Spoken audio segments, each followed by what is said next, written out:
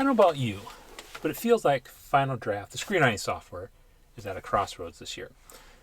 Now, before we get going into this a little bit farther, I just want to let you know I'm not a Final Draft troll or anything like that. I actually own a lot of Final Drafts. I own Final Draft 10, 11, 12, and probably going to own 13 just because that's what I do. I review screenwriting software.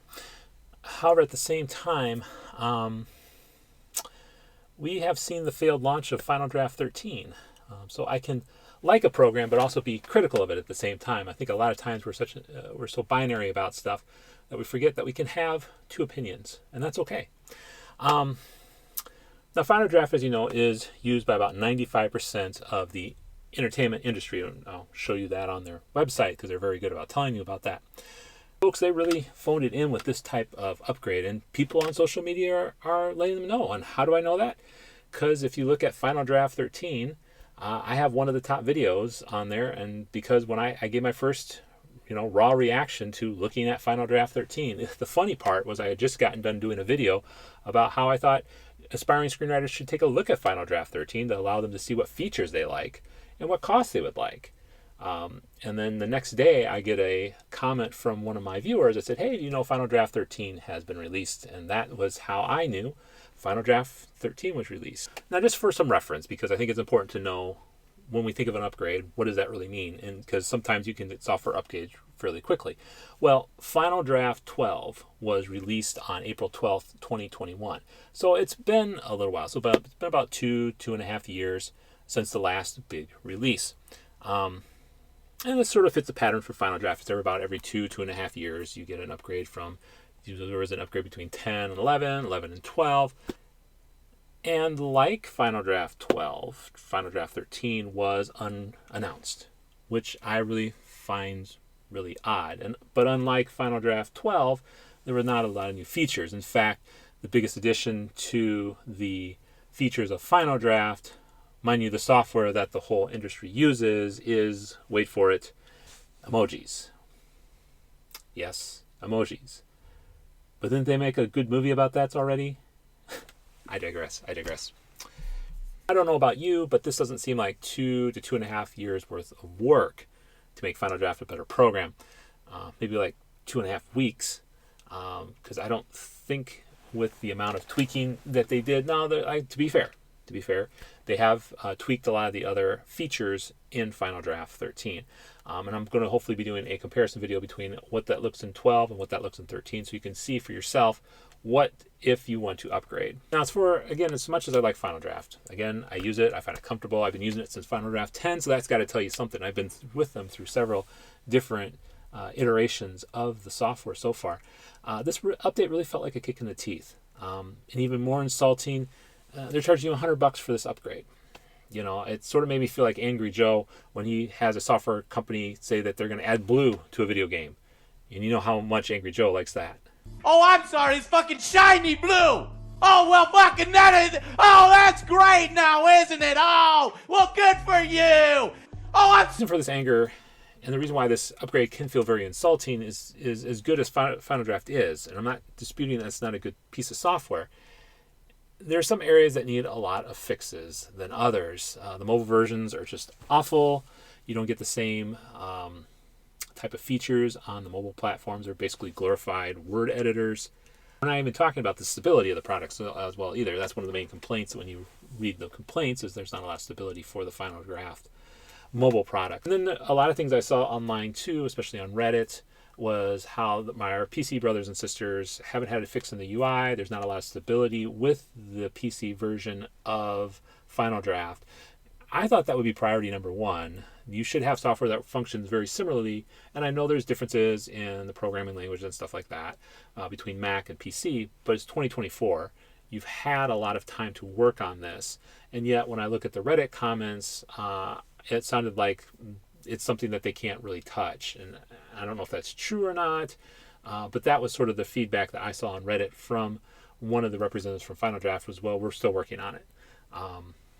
If there had been a big change for the PC audience in terms of stability or in terms of the UI difference for them, I think I could stomach this upgrade a lot more. These are not just innovations, but these are just quality of life type of fixes that I was really surprised that Final Draft hasn't really instituted yet or felt the need to do so yet. Speaking of customer experience, one of the things that Final Draft hasn't communicated very well with us, that in order to upgrade from Final Draft 12 to Final Draft 13, you have to create an account with them.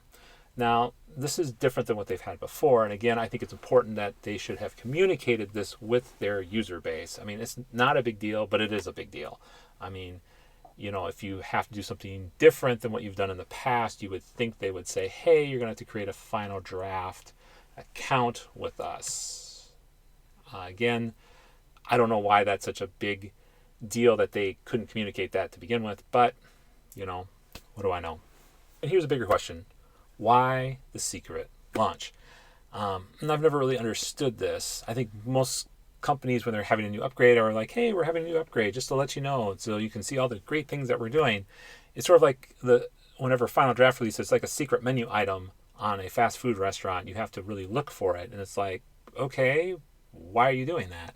And I know it's not because you guys are really wild about innovations, so I really don't understand why the hush hush. And I've actually sent out an email to Final Draft to see if they'd be willing to go on camera and talk about sort of what their upgrade process is, because I think it'd be interesting for us, and I think it would give us more of a flavor of what's going on at Final Draft, just so people can understand a little bit more of what their thought process is. And I think that would help a lot of things. So I have been in touch with one of the people on Reddit who works for Final Draft, and so we'll see if hopefully we could have an interview. So hopefully later on you'll be able to see an interview of Final Draft talking about why they're doing certain things. I think one of the reasons why people were really upset with this upgrade is Final Draft has had innovations before.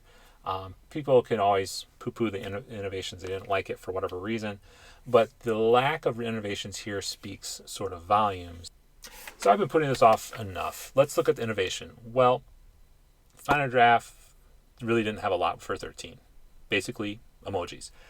And I get there's phone conversations that are going to happen nowadays, and they have emojis in them, so it's a lot easier to use emojis. So I'm not saying don't have that as part of your update, but having it as the prime part of your update is something that I don't think was a good move.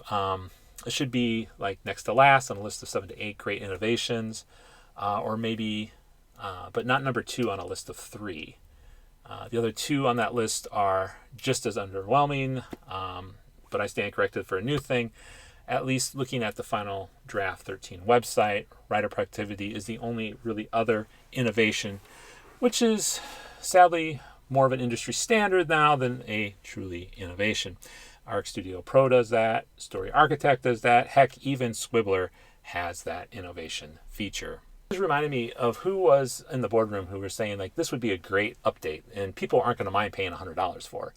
It really feels like the people who were in charge of this particular update weren't really understanding their clients.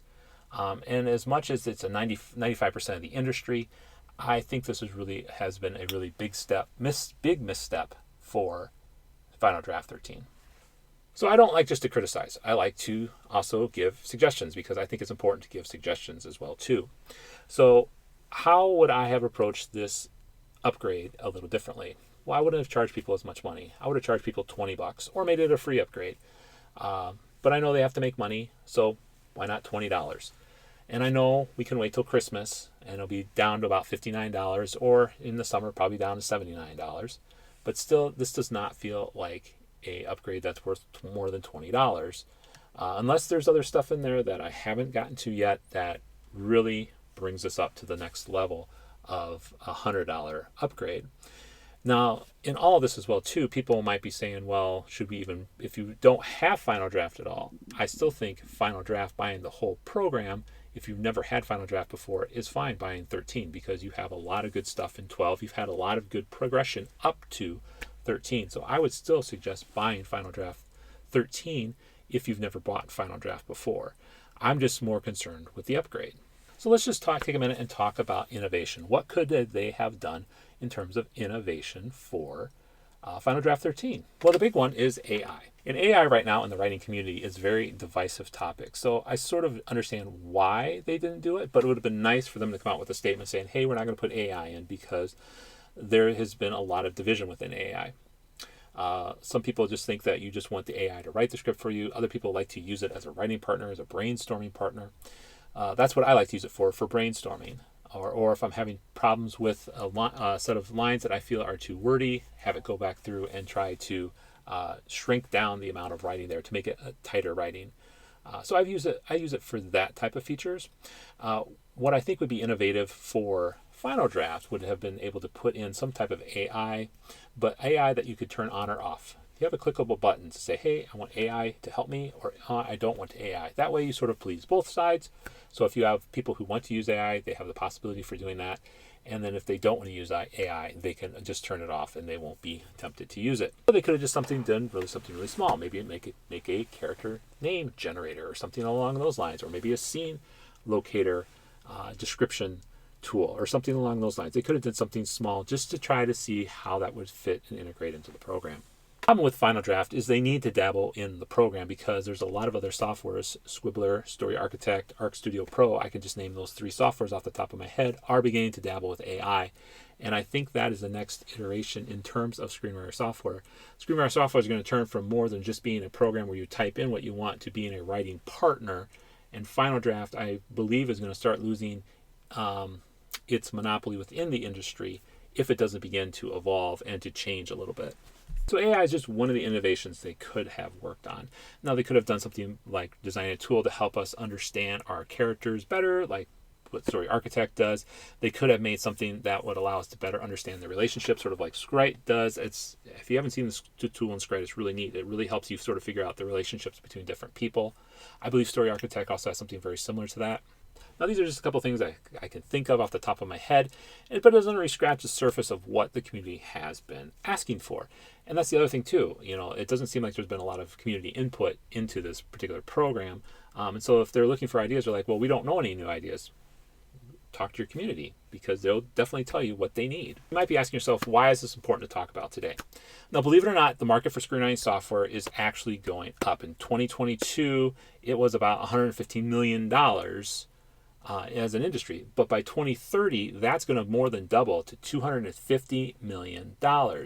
More companies are coming in to muscle in on Final Draft's territory. Fade In and Writer's Duet has already taken a chunk out of Final Draft's monopoly, not to mention all the other type of software that's coming in. And I hate to say it, but there's nothing magical about Final Draft and the movie industry. If there's a better product out there that people are going to use, people are going to gradually move to that product. It's how the marketplace works. Final Draft, what is your next move? Will you allow the world of screenwriting software to go by and sit on your laurels? Or are you going to get your rear in gear and start giving us innovations that allows us to be better at writing, to give us better tools, to become the writers we need to be so we can tell the stories that need to be told? Until the next video, write well and live well.